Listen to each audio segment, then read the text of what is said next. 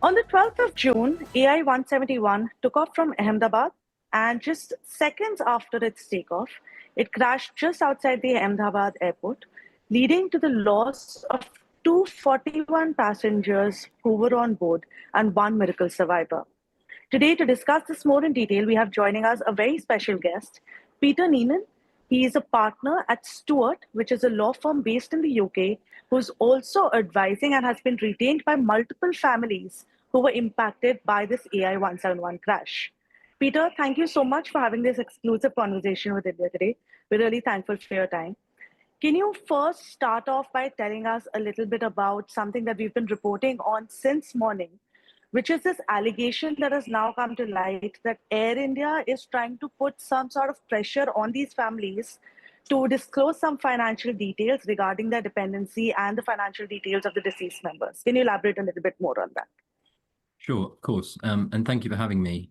The issue that we've been speaking about relates to a questionnaire that's been given to family members immediately after the accident. And the starting point of this is that there are international treaties in place that exist to govern the liability of an airline after an accident. And the operating treaty in this case includes a provision which requires Air India to make an advance payment for the family's immediate financial needs. So that is an obligation they have to do. They have to pay out a sum of money to help families and support them immediately afterwards.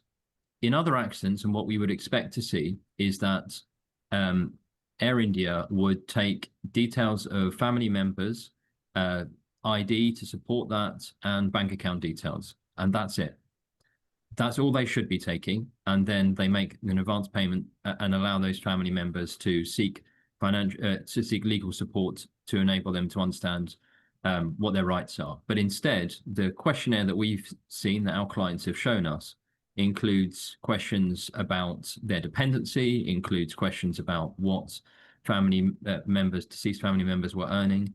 And it even states at the top of the questionnaire that they're going to use this information to calculate the value of the claims. And that is, for us, absolutely outrageous, because first of all, the questions that are being asked, they're not explaining what the terms mean. You know, these are legally charged terms. Things like dependency is a legally charged term. It doesn't just mean, was somebody paying you money at the time of their death? Under English law, it also means, was there a reasonable expectation of dependency in the future? So, for example, families who have a middle-aged family member who dies in Air India, who might have elderly parents who he wasn't supporting at the time of his death, but there was an understanding or an expectation that he would support them as they grew older.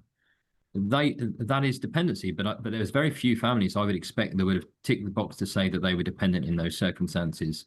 You know, likewise, when we're looking at actual income, the job under English law is to understand the full projection of somebody's income, so how their income will change in time. Now, if you're talking about a breadwinner who leaves behind young children, that difference in their earning profile over the remainder of their career until retirement is a huge sum.